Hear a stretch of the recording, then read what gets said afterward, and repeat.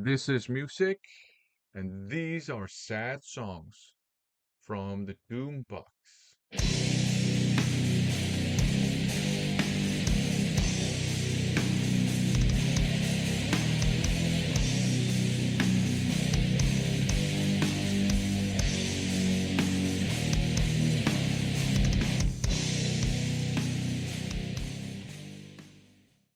Welcome to the Sadboi Edition of songs from the Pukebox. It is just a watch spinning series based on a stupid pun with a terrible title and all that good stuff. But really, I just show and talk about some of the music I've been listening to. So yeah, a watch spinning series. And I've been on a bit of a doom metal kick lately, so I'm going to show you some of the doom metal I've been listening to, starting with this one here, Lords of Triumph, Reaching the End. Nice, tasty cassette shell with the band's logo on here. 5 tracks. It's a bit of an EP. I think it's a Danish band. Now, the cover artwork might suggest an epic and majestic vibe.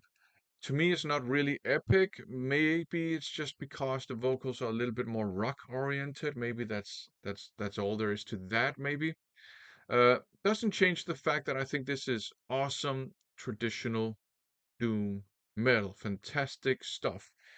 The songs are slow, heavy, oppressive, melancholic, but it's not too extreme, and it's melodic and all that good stuff. Nice mix of chunky, kind of heavy metal style guitar riffs, some groovy riffs, and of course your sad and melancholic doom metal riffs. And I quite like the more rock-oriented vocals. Great songs on here, in particular, Protectors of Sham and Frailty. So if you like your traditional doom metal, this is definitely worth checking out. And that also applies to this one here, Solemn Lament. Um, 4 tracks on it, also a bit of an EP, and this one comes on a gray cassette shell. I love that. Nothing says doom metal more than just gray. Uh, Again, oppressive, sad, slow, heavy songs, melodic, not too extreme. A lot of emotionality in this one too. Lots of melancholic vibes. Great songs too.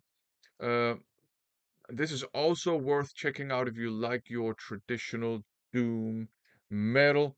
And these two actually go together very well. I actually enjoyed listening to this one and then this one. They are kind of like, from the same genre. Uh, so there's some kind of stylistic choices that both bands have made. Of course, they don't sound like carbon copies of one another, but I enjoyed listening to them uh, right after each other. Nice old school doom metal. Speaking of old school doom metal, this is genuinely old school doom metal. Sorcerer, the actual demo from back in the day on the neutral white shell. This one doesn't have the note with the contact details that they came out with originally. Uh, this one, we must have lost it at some point, whoever owned this before me. Great stuff. Swedish traditional doom metal. And this, I would say, at least has epic leanings. Like if you like Mercy, I think you'll enjoy this one too. Uh, so you got some again, chunky old school heavy metal riffs and lots of big and grandiose sounding sad doom metal riffage. And these are songs about dying in battle, being abandoned and alone forever, all that good stuff.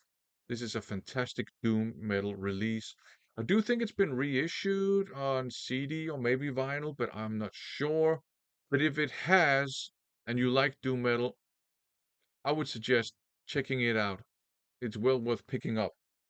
Um, I don't know if it's been reissued. I don't know if those versions have the weird Swedish Slager music that they have kind of inserted as a joke, I think. It's a hidden track, um, which is kind of hilarious, especially if the tape, which happened to me, hadn't been rewound, and I just pressed the play button and it was in the middle of some weird Swedish Schlager stuff. That was fun. This is great stuff though. Definitely if you like your doom metal, traditional doom metal, check this out. It's awesome. And this is awesome too. Fallen by Spiritus Mortis. Finnish, I believe, doom metal, also traditional doom metal.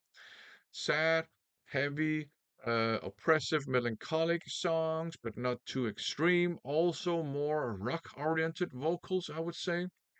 Now, these guys have injected some stoner rock into their style too, and some 70s hard rock, complete with yeah, I guess it's keyboards, but it sounds like the organ. Uh, and there are also some riffs that sound like slowed down southern rock. So there's a bit of a groove to this, but you do have like heavy droning, depressive, sad doom metal riffs all over the place too. What you see here, this is the main vibe you get from this. It's just they've inserted some stoner rock, 70s hard rock, and slowed down southern rock. This is an entire album, and it's great stuff.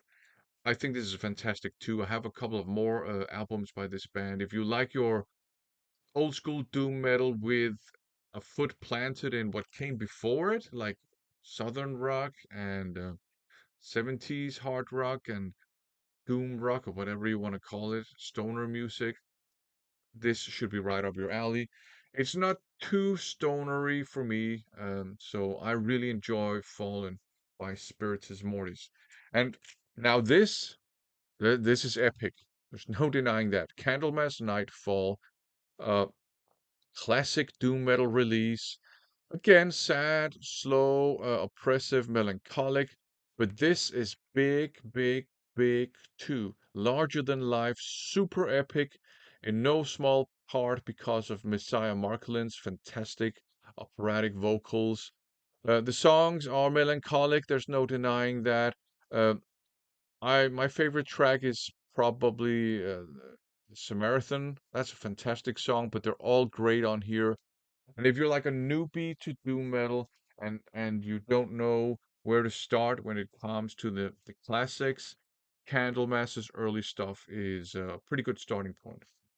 Here's another epic doom metal release, Into the Depths of Sorrow, and this title just captures everything that doom metal, to me at least, should be about.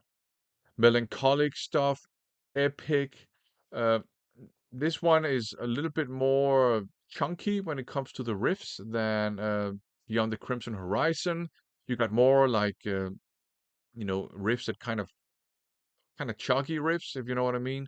But it's slow, it's heavy, and it's epic as hell. Especially again because of the vocals, operatic style vocals again by Rob Lowe here, who would actually later on sing on a couple of Candlemass albums. Uh, this is a reissue, so was the Candlemass one. This is out on music on vinyl. This is hard to get your hands on in an original version if you don't want to pay an arm and a leg. So it's great that they reissued it. Fantastic stuff, in particular, side two. My favorite track of this one is Destiny Falls to Ruin. Now, another classic, Trouble the Skull. In a video I put out a while ago, I said that this was kind of like borderline not doom metal. It was more like traditional metal with doom metal elements. But I think I'm going to have to walk that back a little bit. There are just too many doom metal tropes on here for it to just be doom inspired traditional metal. It's still somewhere in between the two styles, but it's much, much more doomy than I gave it credit for back in that video. Great stuff, fantastic songs, and I really enjoyed when they go into those more like Black Sabbath inspired doomy parts, of which there are more than you might be led to think by certain YouTubers. Walking that back, obviously, this is great stuff. I enjoy listening to this. Fantastic traditional doom metal. Up next, might be a little bit obscure here. The final solution, or is it the complete solution? Uh, Permanent solution. That's also a little bit better than those two other titles, if you know what I mean. Stillborn, Permanent Solution, Swedish Doom Metal. This is not the best doom metal album in the world, but it's solid and I enjoy it. There are lots of good songs on here, especially on side two. Uh, the songs are not super slow, but they're heavy, and you got some crunchy and crushing riffs, and they make great use of like breaks in the music, like just like a couple of seconds of silence and stuff. And the songs are actually very good. Uh, I think the vocals might be a bit of a challenge. For the most part, he's going for kind of a raspy, rocky style, which works for the most part. But then in other places, he sounds like Elvis, which doesn't work that well for me. But it doesn't change the fact that the songs are actually pretty good. And if you are a doom metal fan and you come across a cheap copy of this, it is worth picking up. There's some good stuff on here. It's more riff based. It's more, um, yeah, based on chunky riffs and stuff. It's not super slow, but it's definitely doom metal in my opinion. Um, so there you go. I enjoy listening to that every now and then. And up last, pick doom metal again. While Heaven Wept's A Fear of Infinity. This is kind of a mix of power metal and doom metal. So you actually have a lot of power metal elements like the double bass drum and that style of riffage is just slowed down a little bit. And then that's intertwined with just doom metal sadness. I quite like the vocals on here. They're not operatic or anything, but there's a certain emotional texture to them that kind of fits the sadness of the music very well. Not super slow, not extreme, but it does have uh, the oppressive, the sad, the melancholic feel. And this is great stuff. I think they're Australian, actually. I really enjoy this. I've heard some people say they don't like it because of the power metal elements, but to me, it works very well. Great songs. This is kind of a double LP set, and it is a little bit annoying to have to flip over the record after two songs, but whatever. You can pick it up on CD. I used to have a digital copy of this too, so this is great stuff.